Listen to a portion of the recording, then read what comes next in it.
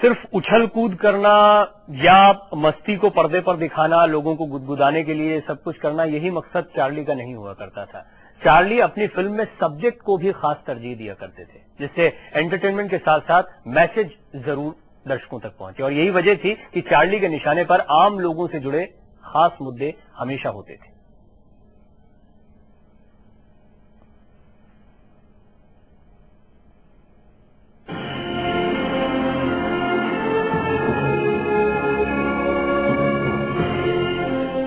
Silent फिल्मों में Charlie body language का बड़ा ही शानदार इस्तेमाल करते थे।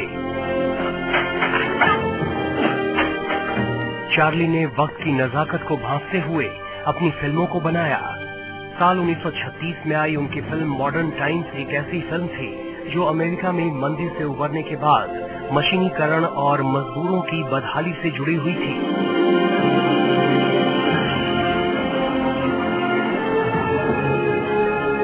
मजदूर बने चार्ली अमेरिकी फैक्ट्रियों की दुर्दशा पूरी दुनिया को दिखा रहे थे, जहां मजदूरों से इस कदर काम लिया जा रहा था कि वो अपना मानसिक संतुलन तक खोने लगे थे।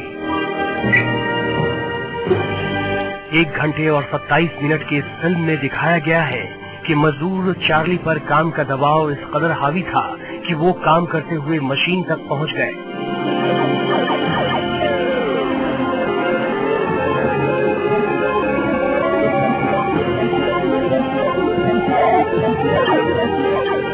चार्ली ने फिल्म में दिखाने की कोशिश की कि वर्कर चाहे कितना भी पसीना क्यों न बहा दे, बॉस हमेशा वर्कर का खून चूसना चाहता है।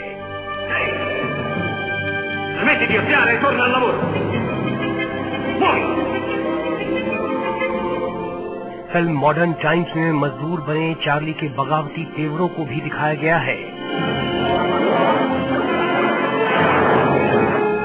चार्ली ने अपनी फिल्म से राजनेताओं और पूंजीपतियों पर हमला किया था, जिनकी नजर में वर्कर्स की भावनाएं और उम्मीदें कुछ भी मायने नहीं रखती हैं।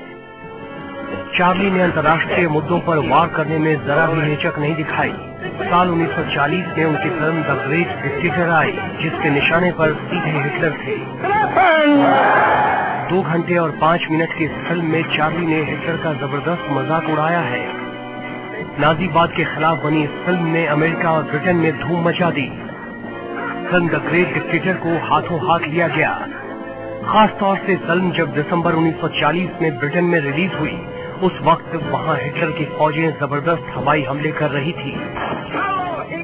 लेकिन उसके बाद भी फिल्म देखने के लिए हजारों लोग उमड़ पड़े। इस फिल्म को उस जमाने में 3 करोड़ लोगों ने थिएटर में जाकर देखा। फिल्म से चार्ली ने साबित कर दिया कि हिटलर ने जितने लोगों को भी रुलाया, चार्ली ने उससे कहीं ज्यादा लोगों को हंसाया है। चार्ली को इस सफलता के दौर में एक्ट्रेस पॉलेट गोडार्ड का साथ मिल गया। चार्ली ने बिना वक्त गवाए पॉलेट को अपना हमसफर बना लिया, लेकिन साल 1942 तक दोनों का तलाक हो गया। चार्ली फिर अकेले थे।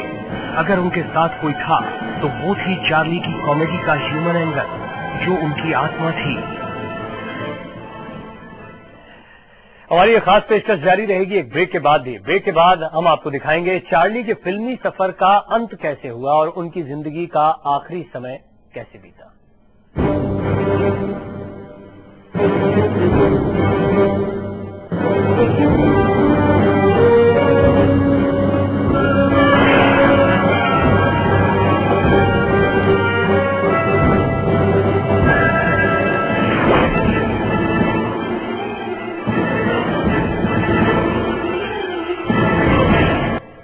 पहले गरीबी और परेशानियों से भरा हुआ बचपन, उसके बाद दुनिया के तमाम ऐशो आराम, तमाम शोहरत एक बेहतरीन अभिनेता के तौर पर चार्ली चैपलिन को मिली। लेकिन जब जिंदगी का अंत आया, या खास तौर पर यूं कहें कि आखिरी समय जब चार्ली चैपलिन का चल रहा था, चाहे उनकी फिल्मों का कहें, उनकी जिंदगी का कहें, ये भी कम रोमांचक नहीं था। इसमें भी बहुत सारे उतार चढ़ाव थे, जो जानना आपके लिए दिलचस्प रहेगा।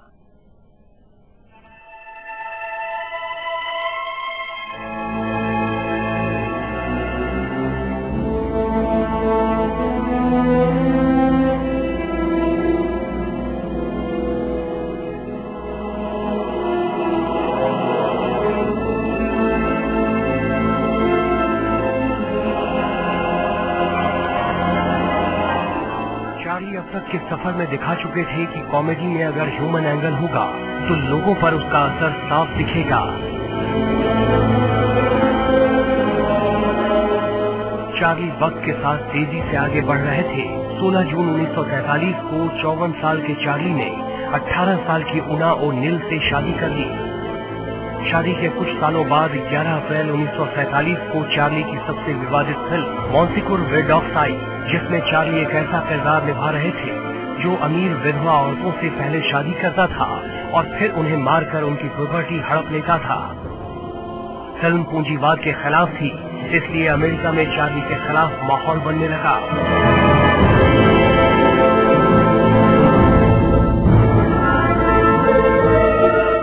यहाँ तक कि FBI को उन पर कड़ी नजर रखने के लिए बोल दिया गया। इस बीच साल 1952 तक चार्ली ने अमेरिका छोड़ दिया और साल 1953 में उन्होंने स्विट्जरलैंड के गांव कोर्सेस को अपना ठिकाना बना लिया। चार्ली आगे की योजनाएं बनाने लगे।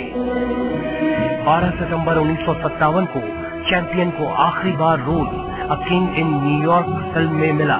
साल 1967 तक उन्होंने अपनी आखिरी फिल्म अकाउंटीज फ्रॉम हांगकांग बनाई। इसी के साथ चार्ली का फिल्मी सफर पूरा हो गया। साल 1972 में चार्ली को 43 साल बाद दूसरा स्पेशल ऑस्कर अवार्ड दिया गया। बेहद भावुक दिख रहे चार्ली के सम्मान में 12 मिनट तक तालियां बजती रही। चार्ली इस सम्मान के सही मायनों में हकदार थे।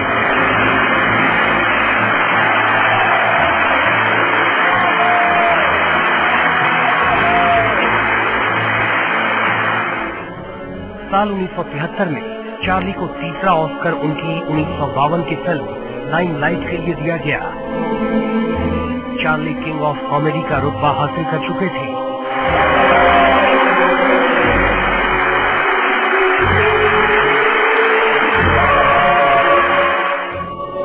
चार्ली 73 साल की उम्र में आखिरी बार पिता बने। अपनी पत्नी उना ओ'नील के साथ वो 14 साल तक रहे, जिनसे उनके 3 बेटे और 5 बेटियों समेत 8 बच्चे हुए। जिंदगी के आखिरी पड़ाव में उनके साथ सिर्फ उनकी पत्नी उना थी। चार्ली ने उनसे कहा था कि तुम्हारे अलावा मेरी 3 पत्नियां और भी हैं, लेकिन विधवा होने का सौभाग्य सिर्फ तुम्हें मिलेगा। चार्ली के सोच से उनके पॉजिटिव लाइफ का ऐसा आईना दिखता है, जहां लोगों के लिए चार्ली का चेहरा अलग अलग तो था, लेकिन दिल सबके लिए एक जैसा था। 25 दिसंबर 1977 को चार्ली की 88 साल की उम्र में मौत हो गई। लेकिन इस ग्रेट कॉमेडियन को लोगों ने जमीन में भी चैन से सोने नहीं दिया। 2 मार्च 1978 को कुछ लुटेरों ने चार्ली के परिवार से पैसे वसूलने के चक्कर में चार्ली को कब्र से बाहर निकाल लिया। पुलिस 11 हफ्ते बाद बड़ी मुश्किल से चार्ली की लाश को बरामद कर पाई। इसके बाद उन्हें 2 मीटर मोटी कंक्रीट की परत में दबाकर रखा गया। चार्ली इंसानी फितरत का बोझ लिए आज भी लेटे हुए हैं, सिर्फ इस इंतजार में कि कोई आकर कहे, चार्ली तुम्हारी बहुत याद आती है।